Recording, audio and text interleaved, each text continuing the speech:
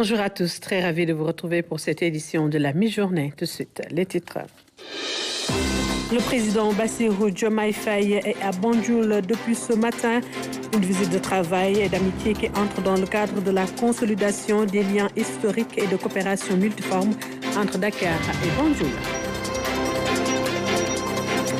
L'accident vasculaire cérébral, une affection qui gagne de plus en plus du terrain au Sénégal et représente 30% des hospitalisations dans les structures sanitaires, d'où l'importance de reconnaître les signes précurseurs pour une intervention rapide.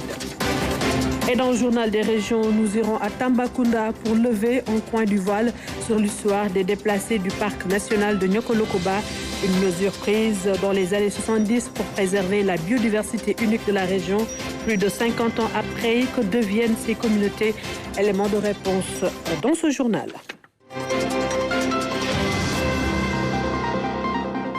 Bienvenue à tous. Le chef de l'État a quitté Dakar ce matin pour se rendre à Banjul, dans la capitale gambienne. Le président Bassirou Diomaye Faye va effectuer une visite de travail qui entre dans le cadre du renforcement de l'amitié fraternelle entre les deux pays. À son départ, le président de la République a été salué par le Premier ministre et d'autres autorités civiles et militaires.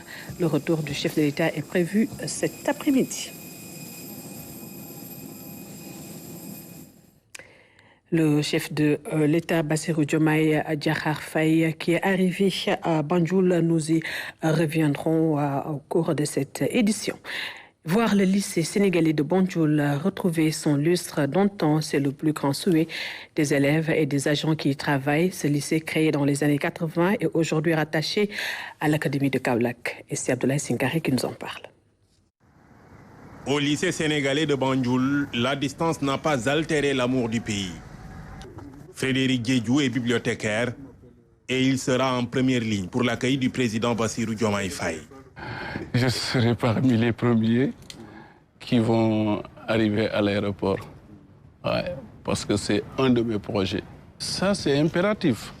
C'est impératif parce que je suis parmi ceux qui ont opté pour ce projet. Donc, pourquoi reculer après la victoire? Cheikh Ougueye est professeur de philosophie. Son plus grand souhait, c'est de voir ce lycée qu'il considère comme un établissement d'excellence recouvrer son statut d'antan. Le lycée Mariamba, Prytanée, etc. C'est dans cette catégorie de lycée que j'allais placer le lycée sénégalais de Banjul.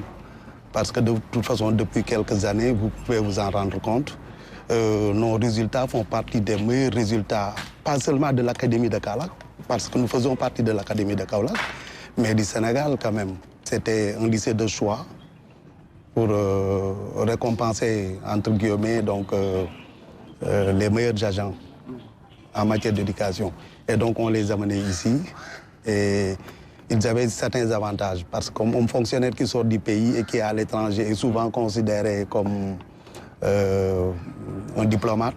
Mais jusqu'à présent, le statut n'est pas encore revenu. Et donc tout le combat des enseignants depuis lors, c'était de faire revenir donc le statut initial.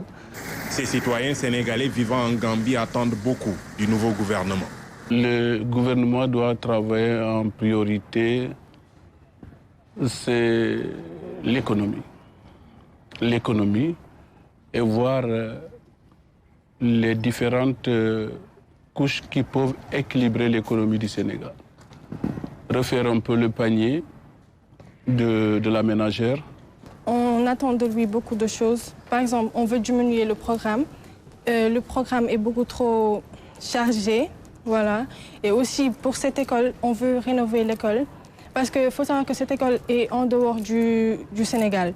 Et maintenant, cette école doit être une vitrine qui va refléter l'image du Sénégal. Et on veut vraiment rénover cette école. Comme ça, tout le monde saura qu'ici, c'est vraiment cette école va être à l'image du Sénégal, quoi. En attendant, les élèves souhaitent la bienvenue au nouveau président, Bassirou Diomaye Faye. We want to welcome the new president here in our country and we wish him all the best in his new career. Et je vous le disais, arrivée du président Bassirou Diomaye Faye à Banjul, le chef de l'État effectue une visite de travail ce samedi en République sœur de Gambie. Il a été accueilli par le président Adama Barrow après les honneurs À l'aéroport, le chef de l'État a eu droit à un accueil populaire. Des compatriotes se sont mobilisés pour lui souhaiter la bienvenue en Gambie. Nous y reviendrons. Et l'on s'achemine vers la fin du mouvement d'humeur qui paralyse les services des collectivités territoriales depuis 2 ans. Le ministre de l'Urbanisme et des collectivités territoriales engage des pourparlers avec l'intersyndicale des travailleurs. Un groupe de travail a été mis en place pour trouver des pistes de solutions. Une rencontre entre les syndicalistes et le Premier ministre est prévue très prochainement. Salut Sec. Pour cette rencontre de prise de contact avec les syndicalistes, les échanges ont porté essentiellement sur les revendications des travailleurs des collectivités territoriales. Reconnaissant la légitimité de la revendication des travailleurs, le ministre en charge de l'urbanisme des collectivités territoriales et de l'aménagement des territoires a réaffirmé la volonté du gouvernement à œuvrer à la résolution de la crise. À cet effet, il a instruit les parties prenantes de la réunion de se constituer en groupe de travail pour formuler des propositions soutenables de résolution de la crise pour le gouvernement et en particulier pour les collectivités territoriales au regard des dispositions de l'article 30 de la loi numéro 2011-08 du 30 mars 2011 relative au statut général des fonctionnaires des collectivités territoriales et dans l'attente des conclusions du groupe de travail sur les mesures concrètes de revalorisation des salaires des travailleurs, le ministre Moussa Balla Fofana a sensibilisé l'intersyndicale sur les difficultés qu'éprouvent leurs compatriotes pour disposer des documents d'état civil suite à leur mot d'ordre de grève consécutif.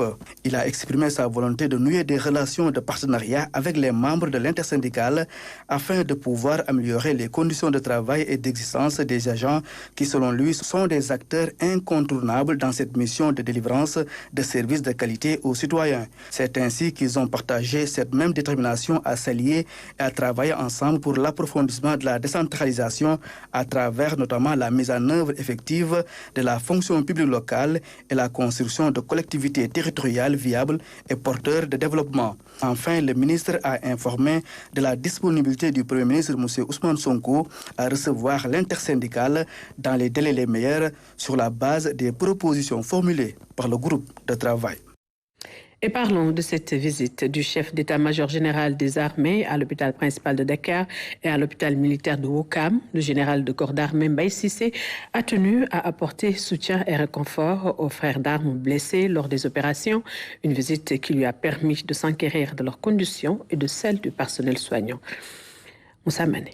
À l'accueil, le médecin général de brigade Fatou Fall, directrice de l'hôpital principal de Dakar. Dans cet établissement d'instruction des armées, le chef d'état-major général des armées est venu au chevet des frères d'armes malades ou blessés dans l'exercice de leur mission. Une responsabilité morale du commandement. Autre structure sanitaire qui accueille des patients, l'hôpital militaire de Ouakam. Cette visite s'inscrit dans le cadre des traditions de solidarité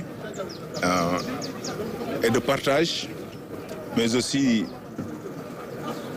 dans la responsabilité du commandement d'aller visiter chaque semestre les différents malades que nous avons dans les hôpitaux, dans les structures militaires, à savoir l'hôpital principal Dakar et l'hôpital militaire de Ouakam.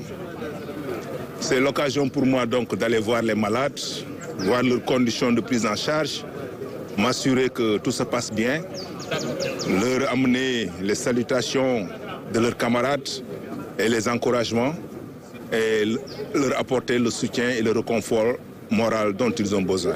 Le chef d'état-major général des armées en a profité pour rencontrer les personnels soignants afin de s'enquérir de leurs conditions de travail.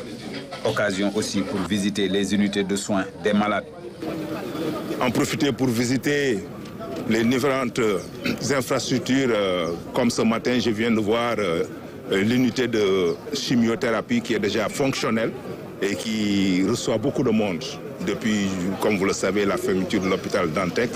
L'afflux de patients ayant besoin de chimiothérapie a vraiment augmenté. Et c'est une bonne chose, puisque nous sommes une armée ancrée dans le concept armée-nation, et le service de santé est un service phare dans ce lien. Il fait un excellent travail ici à Dakar et dans les autres régions. Et j'ai tout à l'heure rappelé aux officiers la disponibilité des armées à continuer dans cette voie, et en tout cas à relever tous les défis qui se posent dans le domaine de la santé. Et dans les mois à venir, nous allons même proposer des innovations pour mieux ancrer cette participation. D'ailleurs, cette participation donne déjà des résultats avec la construction et l'équipement de Kër Djambari, un centre d'accueil, d'épanouissement et d'accompagnement pour les patients militaires. Le général de corps d'armée Mbaye Cissé a aussi magnifié l'accueil réservé aux malades civils, une parfaite matérialisation du concept Armée-Nation. L'Arabie Saoudite a fait don de 10 000 carcasses de moutons au Sénégal, un geste généreux évalué à 1,5 milliard de francs CFA visant à soutenir les ménages vulnérables à Ramatadem. Plus de 6 conteneurs arrivés au port autonome de Dakar. Il s'agit de carcasses de moutons offertes gracieusement au Sénégal par le Royaume d'Arabie Saoudite. Un geste qui ne fait que concrétiser ces liens de coopération particuliers qui lient les deux pays.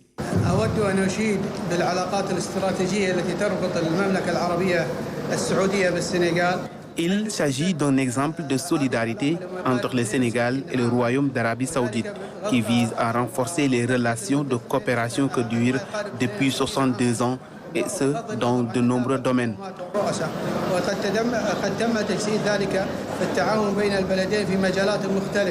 Le Royaume d'Arabie Saoudite a toujours considéré le Sénégal comme un partenaire stratégique. En plus, les deux pays ont toujours posé des actes forts visant à renforcer les relations qui les lient depuis les indépendances. Des carcasses de moutons tirées des hadiths et sacrifices des pèlerins qui accomplissent leur rituel de sacrifice lors du Hajj. De 5 000 carcasses l'année dernière, le Sénégal bénéficie cette année de 10 000 carcasses. Le président de la République, Bassirou Diomaye Diakhar Faye, président de la République du Sénégal, accorde une importance capitale à l'assistance et à la protection des couches vulnérables dans le programme de transformation systémique du Nouveau Sénégal.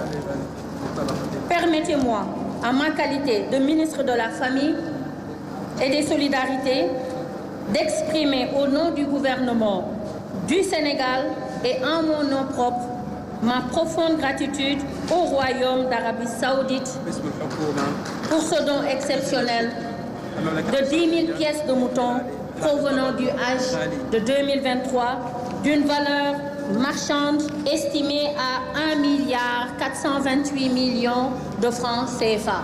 Un acte non négligeable puisque ces carcasses vont servir à soulager le quotidien d'une certaine tranche de la population vulnérable.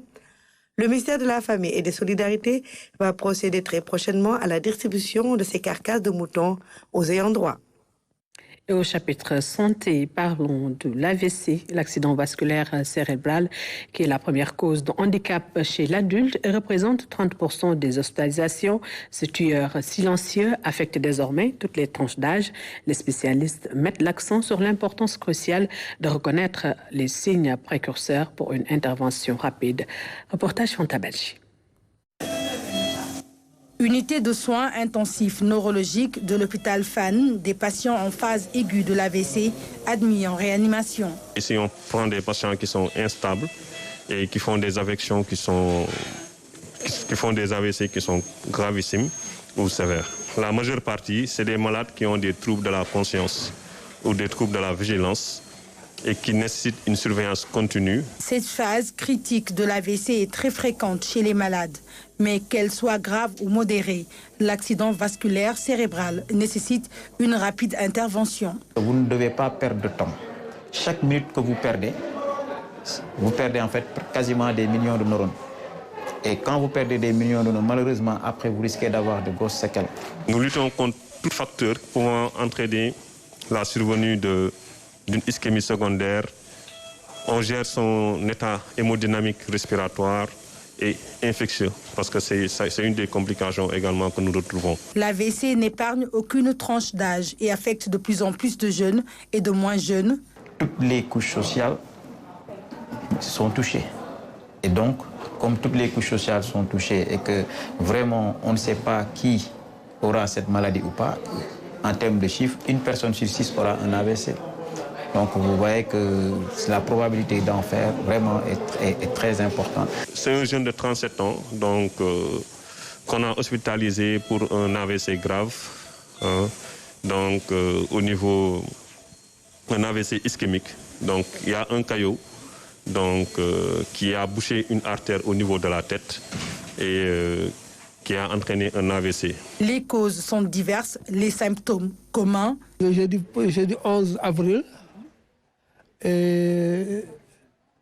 j'avais senti que j'avais la langue pâteuse. Je parlais difficilement. Et ma femme s'est rendue compte que j'avais le visage qui présente un aspect un peu déformé, surtout la bouche. Et elle m'a fait la remarque. Elle m'a dit que nous devons nous préparer pour aller à l'hôpital. Vous avez les accidents vasculaires cérébraux ischémiques. C'est quoi? C'est comme un tuyau qui est bouché. Ça veut dire que le sang ne passe plus, il y a un caillot qui est là. Ou bien, il y a un vaisseau qui est rompu, ça veut dire que le sang passe à travers quelque chose qu'on appelle l'AVC hémorragique. Et donc, la prise en charge diffère en fonction de ces deux types d'accidents vasculaires et les causes sont légères en fonction de l'âge du patient. Et les plus vulnérables à l'accident vasculaire cérébral sont les personnes qui présentent des comorbidités. C'est une dame qui est hyper tendue depuis 2003. Nous sommes en 2024. Vous vous imaginez l'exposition du risque. Il y a aussi le diabète, l'élévation du taux de sucre dans le sang. On peut guérir d'un accident vasculaire cérébral sans séquelles, les jeunes surtout. Oui, ils récupèrent plus rapidement généralement. Ils récupèrent plus rapidement parce que chez les jeunes, en fait, c'est un être qui est en phase de construction. Donc, il a en fait la matière pour régénérer par rapport au vieux. Il est possible de récupérer de l'AVC. Il est possible de récupérer complètement. Mais aussi, on leur fait comprendre qu'il est possible aussi d'avoir des séquelles. Par exemple, avoir une marche qui est un peu fauchante et autres. Mais le traitement aussi, ça vise non seulement aussi pour que ça ne récidive pas. La rééducation, précoce notamment, est un atout de taille. Pour la récupération, bon, ça dépend. Et on ne peut pas dire de façon exacte à quelle période il va récupérer ou pas. Parce que ça dépend aussi de l'étendue de la lésion, aussi des facteurs, d'autres facteurs qui s'y rajoutent. Maintenant, pour la récupération, il va falloir qu'il bénéficie de ce qu'on appelle de la kinésithérapie. C'est quelque chose qui est indispensable dans la prise en charge des AVC. Si, par exemple, la rééducation pourrait l'aider à récupérer, par exemple, dans un mois, si on fait un retard de cette kiné, il peut, par exemple, commencer à récupérer, par exemple, d'ici un an et demi. Au Sénégal, même si les neurologues spécialistes de l'AVC sont insuffisants, la pathologie est bien prise en charge. Cependant, le médicament destiné au traitement efficace de l'AVC n'est pas disponible. C'est ce qu'on appelle les thrombolytiques. C'est des médicaments, leur rôle, c'est de détruire le caillot sanguin. Donc, quand vous avez un AVC avec une obstruction de l'artère, vous pouvez lui donner ce médicament-là qui va aller détruire ce caillot et rétablir le flux sanguin. Malheureusement, c'est un médicament, ou heureusement aussi, mais c'est un médicament qu'on peut donner dans les 4h30, pas au-delà. Donc si vous ne venez pas tôt, vous allez perdre l'occasion en fait, de pouvoir bénéficier de ce médicament et vous allez malheureusement aussi gâcher vos chances de récupération et de survie. Et c'est un produit qui est très difficile, même en France. Mais c'est des produits que l'État doit vraiment prendre en charge pour pouvoir les rendre disponibles dans nos pays. Mais je pense que vraiment, si on arrive à rendre disponible ce produit, beaucoup de choses vont changer directement. Les facteurs de risque de l'accident vasculaire cérébral sont nombreux. Pour prévenir la maladie, les spécialistes recommandent une activité physique régulière et une alimentation saine et équilibrée. L'accident vasculaire cérébral, une affection qui gagne de plus en plus du terrain au Sénégal. Place à présent au journal des régions.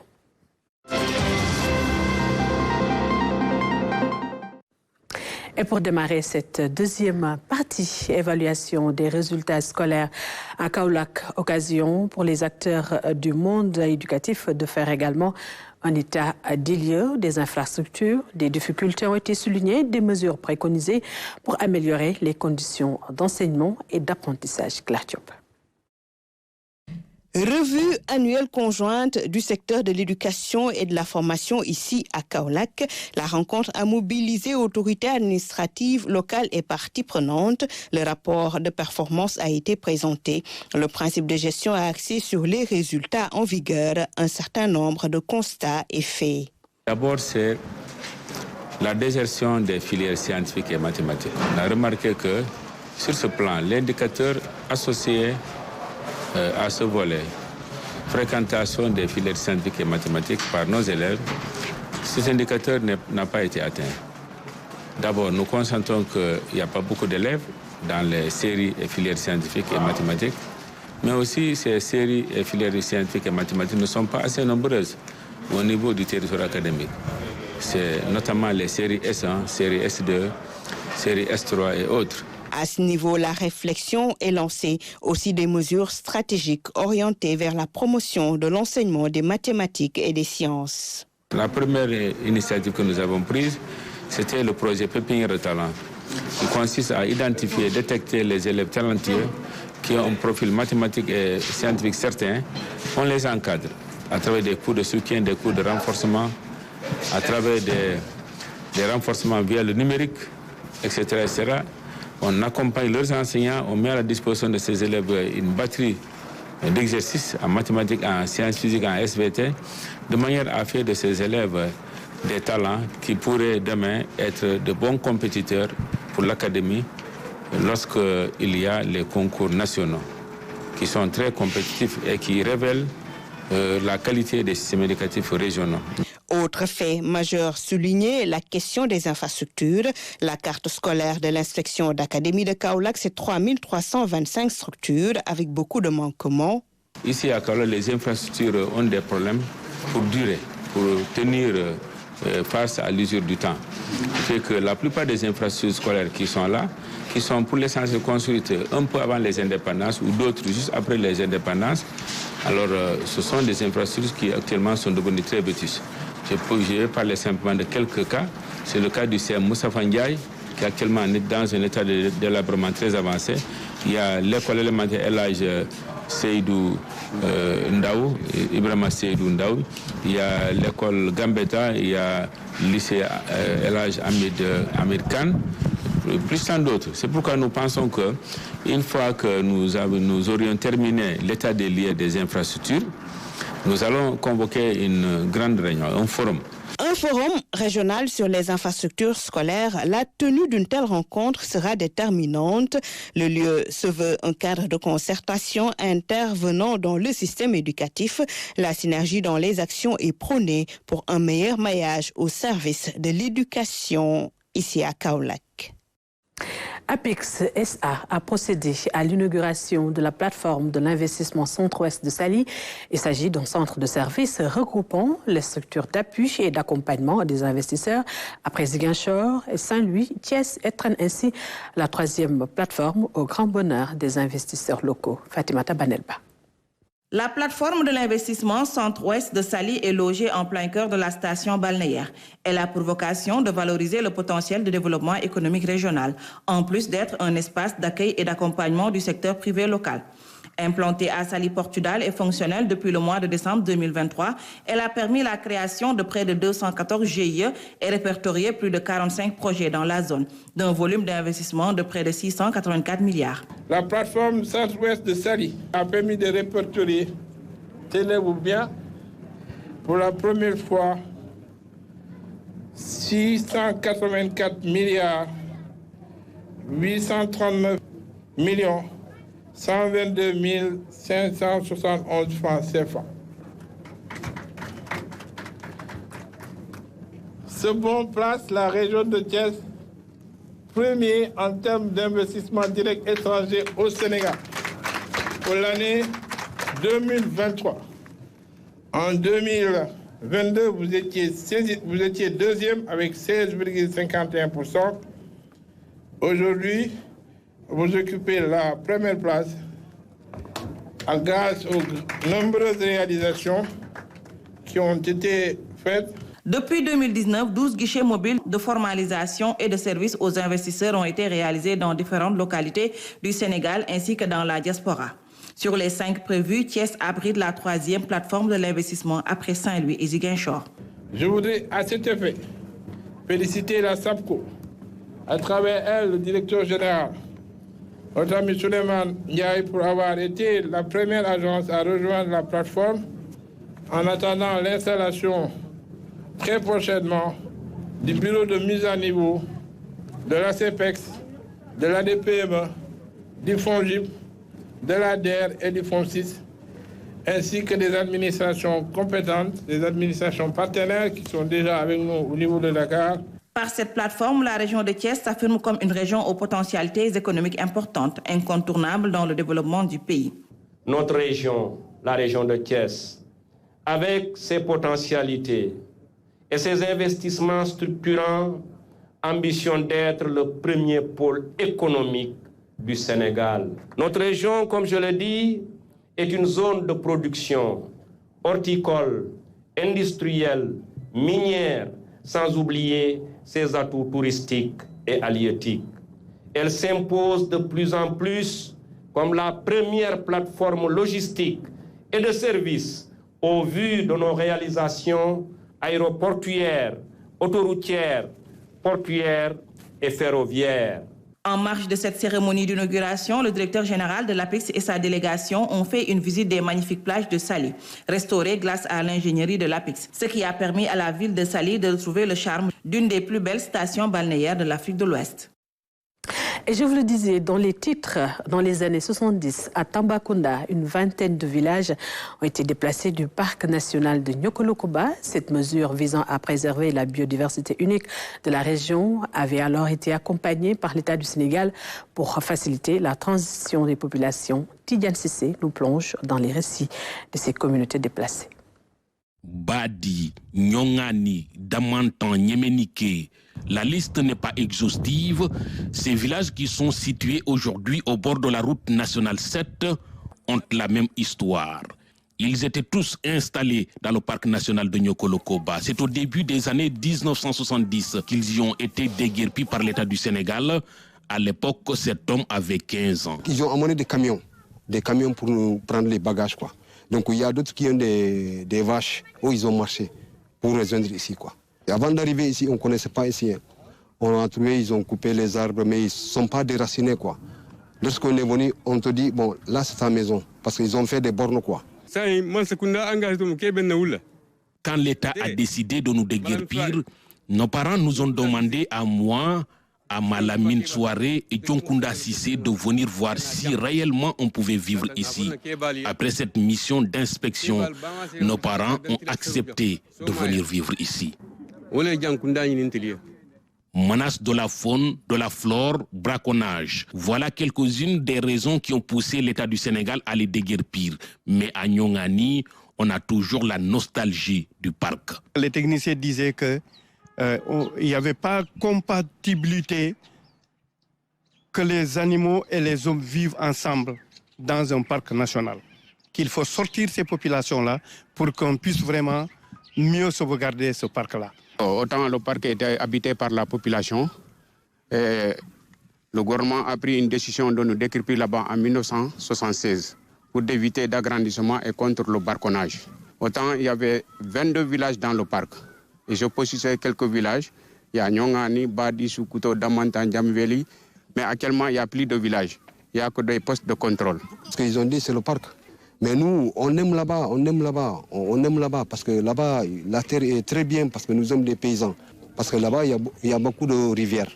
Quelques années après le départ de ces villages du parc, Nyokolokoba a été classé patrimoine mondial de l'UNESCO en 1981. Depuis lors, Madi Ndiaye accompagne les touristes dans le parc et leur raconte parfois cette page de l'histoire. Oui, nous, en tant que guide, quand on va sur le Nyokolokoba, on leur explique un peu, non seulement les cours d'eau que nous rencontrons, jusqu'aux anciens villages. Il y a Nyongani, il y a Badi, il y a Kenyoto d'abord avant Badi. On explique aux touristes pourquoi ils ont été déguerpis, ainsi de suite, ainsi de suite. Voilà, et il y en a qui ne sont pas tellement d'accord avec nous dans nos explications, mais il y a des touristes qui sont d'accord avec nous. Si les hommes ont toujours la nostalgie du parc, les femmes, elles, sont aujourd'hui tournées vers l'avenir. Une fois par semaine, elles organisent une réunion pour parler éducation et violences faites aux enfants. Tout à l'heure, j'ai en train d'expliquer aux femmes de ne pas quereller devant leurs enfants avec leur mari. Pourquoi? Parce que ce n'est pas bon de faire ça devant les enfants, parce que surtout les enfants qui sont à l'école. Donc ils ne pourront pas être concentrés à l'école puisque les parents sont là avec des problèmes. À chaque fois, cela reste gravé dans leur mémoire. Ils ne pourront pas oublier et ne pourront pas concentrer au niveau de leurs études. Cela fait aujourd'hui 48 ans depuis que ces villages ont quitté le parc national de Nyokolo-Koba.